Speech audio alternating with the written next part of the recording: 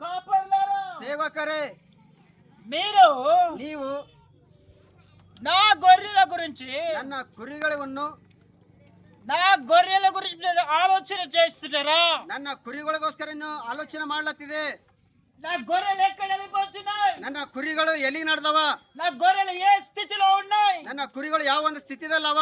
నువ్వు ఆలోచిస్తున్నావా? ನೀನು ಆಲೋಚನೆ ಮಾಡ್ಲತ್ತಿದೆ. కడుపు నింపుకోవడానికి ఆలోచన చేస్తున్నావా? ಹೊಟ್ಟೆ ತುಂಬಿಸ್ಕೋಸ್ಕರ ಆಲೋಚನೆ ಮಾಡ್ಲತ್ತಿದೆ. సేవకులారా, ಸೇವಕರೇ, మేము ನಾವು కడుపు నింపుకోవడానికి రాలేదు. ಹೊಟ್ಟೆ ತುಂಬಿಸ್ಕೋಸ್ಕರ ನಾವು మేము బతకడానికి రాలేదు ఇక్కడికి. ಬದುಕೋಸ್ಕರ ನಾವು ಬಂದಿಲ್ಲ, క్రీస్తు కొరకై ದೇವರಿಗೋಸ್ಕರನೇ ప్రతిరోజు చావడానికి వచ్చినాం. ಪ್ರತಿದಿನ ಸಾಯೋದಕ್ಕೋಸ್ಕರ ನಾವು ಬಂದಿದ್ದೆವು. గట్టిగా చప్పలు కొడతాం. Hallelujah, hallelujah. నేను ఎన్ని రోజులు బ్రతుకుంటానో తెలియదు. ನಾ ಎಷ್ಟು ದಿನ ಬದುಕಿತ್ತು ನನಗೆ ಗೊತ್ತಿಲ್ಲ. సేవకులారా, మీకు తెలుసా?